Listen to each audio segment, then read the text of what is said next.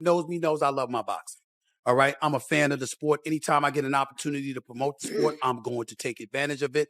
And I really, really appreciate when cats show up, particularly for big fights, and show their brilliance. I don't like choke artists. I don't like people who are elite and then the moment arrives and then you can't find them. Okay. I like cats that show you who they are. Devin Haney scared. We'll see. We'll see. It'll come to fruition on fight night. When it's time to sign contracts. I agree with you on that. Where's my camera? I totally agree with him on that. And I like hell of a fighter. He's though. a good fighter, but he's not you. He's not you. Devin Haney's not going to get you paid. You don't think so? No. But here's my issue with Devin Haney.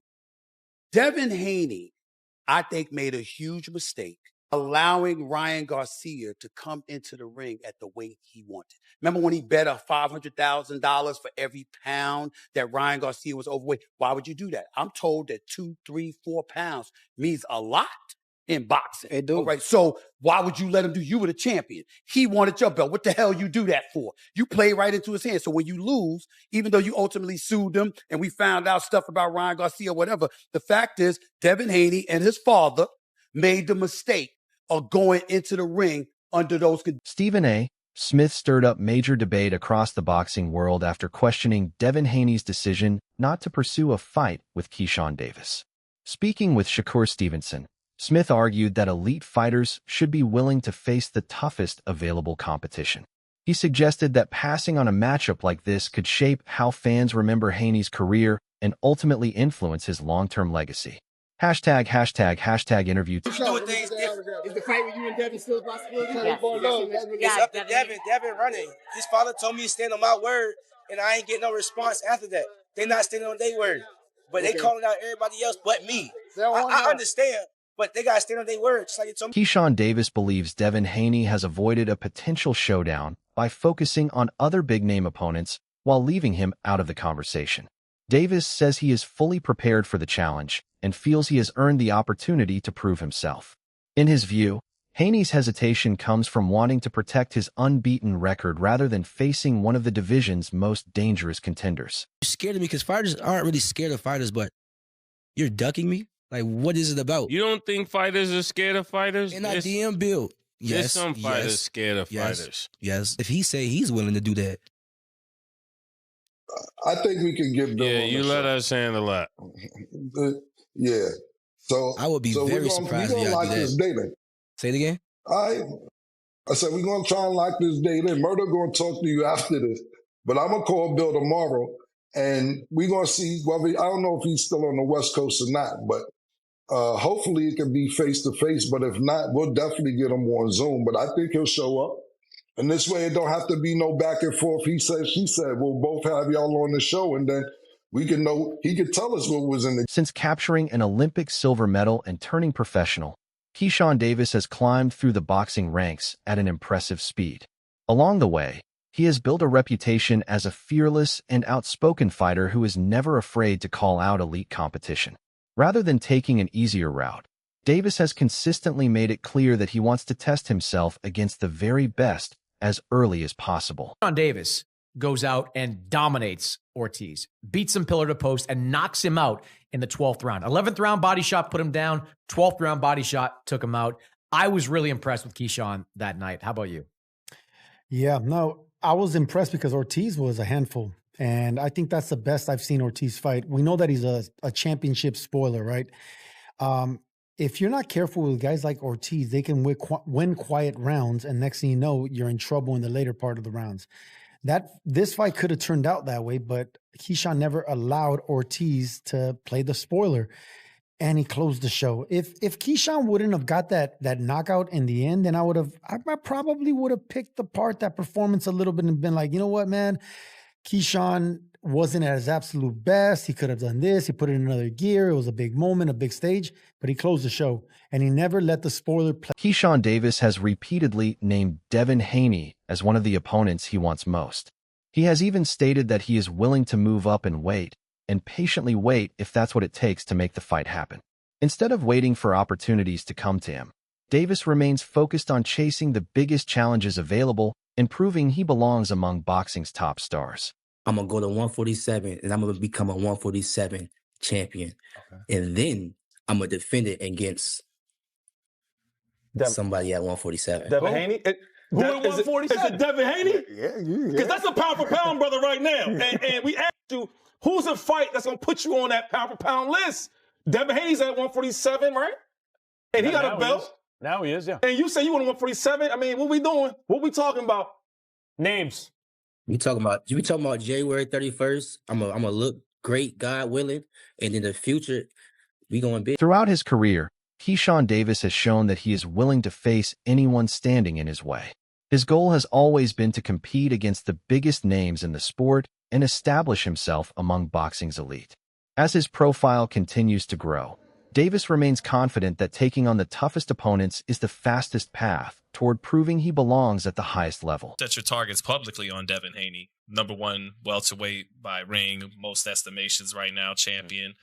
Why is that? Why Devin Haney? And, you have half the amount of professional fights he has. Do you think that's something, there's enough in it for him when he's... I was 6-0 fighting people with 30-plus fights, bro. Mm-hmm. I don't mean it from that. What I mean is stopping them. Why is he stopping? No, I'm playing. I'm playing, bro.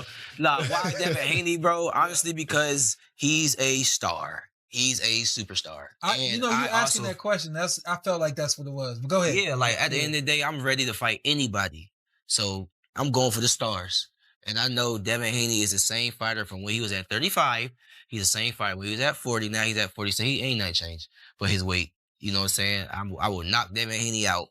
Guaranteed. From Keyshawn Davis's perspective, his talent and fighting style are the main reasons some opponents hesitate to face him. He believes his combination of skill and confidence makes him a dangerous matchup for anyone in the division.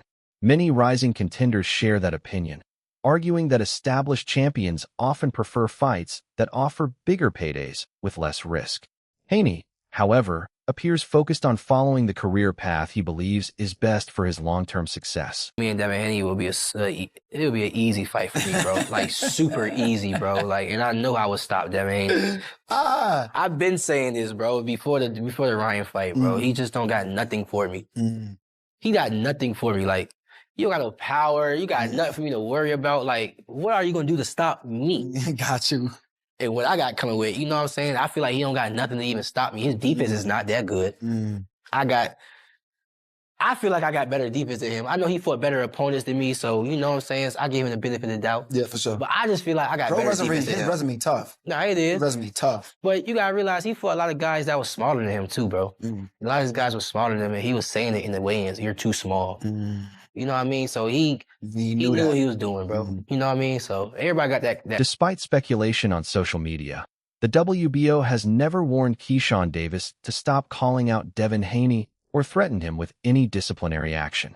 The organization has simply clarified that Davis is not yet eligible to challenge for Haney's welterweight title. The reason has nothing to do with personal issues. Davis has not yet earned a ranking at 147 pounds or completed the official process required to enter the WBO's welterweight rankings. As you see right here, the World Boxing Organization, better known as the WBO, has informed former WBO lightweight world champion superstar boxer, undefeated Keyshawn the Businessman Davis, who has 14 wins, no loss, no draw, 10 wins by way of knockout, that if he is planning, as he says publicly, to actually face off against first ballot Hall of Famer, 3-division world champion, former undisputed lightweight, former WBC junior welterweight, and reigning WBO welterweight world champion, superstar boxer Devin the Dream Haney at 147 welterweight, they stated Keyshawn Davis needs to inform them and put in the proper paperwork to make that happen, because he did not. And so they stated if he don't submit the paperwork, he will not be fighting Devin Haney. He will not be allowed to fight Devin Haney. Not for the WBO. Several contenders currently sit ahead of Keyshawn Davis in the WBO welterweight rankings, making his route to a title shot more complicated. If Davis truly wants to challenge Devin Haney for the championship, he must first officially declare his intention to compete at 147 pounds and complete the necessary paperwork. Once those requirements are met, the WBO can begin evaluating his eligibility for a future title opportunity. And there's other people in their ranking system that's ahead of Keyshawn. So if he truly is wanting to fight Devin Haney, then he needs to put the paperwork in to let them know he's officially going to campaign at 147 so that the sanction body can allow Devin Haney to proceed forward. But if Keyshawn Davis does not, and as of today, they stated that, as you see, they're stating that he has not put in a request to go to 147 to fight Devin Haney for the WBO belt and or to actually leave the division. They stated, as you see here, he is still enrolled at 140.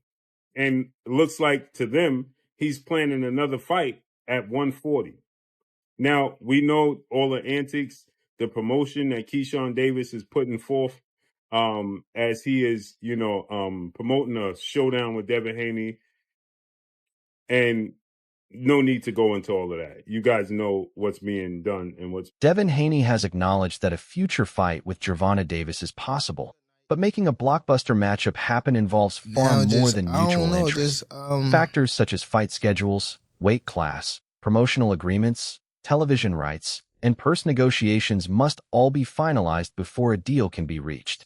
While Gervonta has appeared eager to make the fight happen, Haney has taken a more measured approach, leaving fans to speculate about when or if the matchup will eventually take place. Davis keeps savagely calling out Devin the Dream Haney, and I gotta simply ask, bro, what off at? What off at? Devin Haney fans love that A-side, B-side. Well, A-side got to send the offer. Hey, bro, but Devin got a rematch clause with Cambosos. It don't matter. Send the offer and prove that he really got a rematch clause. Say, bro, Devin Haney already announced his fight with Regis Prograis. It don't matter, bro. Send the offer and prove that he really fighting Regis. Well, Devin Haney fans, Devin should be sending Keyshawn Davis an offer, right? Right? Let me know what y'all think. Smash like, sub up. Moving to the 147-pound division presents bigger opportunities, but also much tougher competition. Many boxing analysts believe that today's biggest fights are driven more by star power and fan interest than championship belts alone. Gervonta Davis brings explosive speed, knockout power, and relentless pressure, while Devin Haney relies on sharp fundamentals, ring intelligence, and technical precision.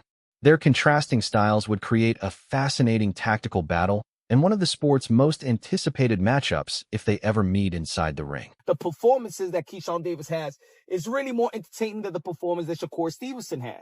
We were talking about Shakur Stevenson and Tank in the 135-pound division, but as Keyshawn kept emerging, he was already a conversation of Shakur, Keyshawn, and Davis, Keyshawn. Of course, we got Andy Cruz. They're going to be facing Murataya on the 24th, but look like that fight is not gonna happen.